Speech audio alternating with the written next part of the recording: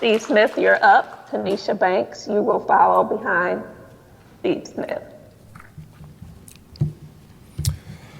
Last time I covered the fact that you hired a firm that cost way more than others for the new superintendent search simply because you wanted to. Today, look no further than Valor Protection.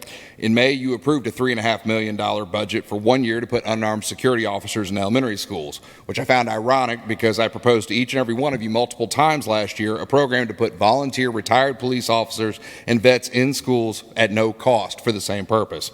You put out for companies to bid and named 15 finalists. Prices ranged from $24 an hour up to $38 an hour. Who did you pick? The most expensive one in Valor, literally 50% higher than the lowest price. Why? They're only paying their guards $18 to $20 an hour. Why were they selected? None of their clients are schools. Is it because they had DEI in their bid? Valor's doing such a great job picking these guards that 2 were already rejected for having active warrants, one of which fought our police officers when they tried to apprehend him. At $38 an hour rate, that 200-day employee costs us $60,000 a year. Our starting salary for a level 2 SRO, $58,900.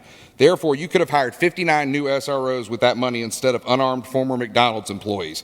But we know how you feel about police. You'll pay them overtime to protect you from being yelled at by me, but you won't put them in our schools.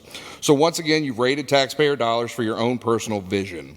When taxpayers voted to cap property taxes with HB 581, you willfully pissed on us by opting out, telling us you couldn't afford $35 million losses. Yet you voted today for another $1.5 million towards Valor, because now you need extra bodies for that Evolve system that we didn't need. That cost us $23 million, when a very easy Google search will show you they've been subject to multiple lawsuits for false advertising claims, false alarm rates between 30 to 60% in some cases. If you don't turn the sensitivity up to a grade D, it won't even pick up a Glock, but it will set off for 3-ring notebooks and Chromebooks, which you force our kids to take home every day. Again, I laid all this out for you last year, as did others, but you decided you wanted to spend $23 million on a false sense of security. That's $28 million combined wasted, or 475 police officers you could have hired.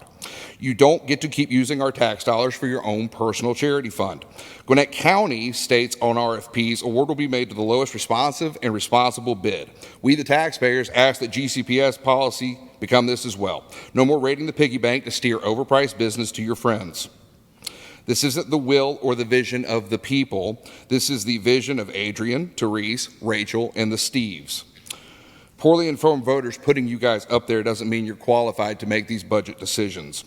My shirt actually says, "A penny for your thoughts seems a little pricey," but a penny for your warped vision and your social engineering slush fund is entirely too much as a tax.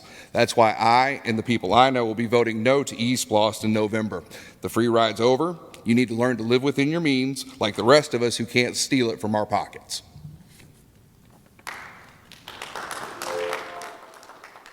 Tanisha Banks, you're on deck, followed by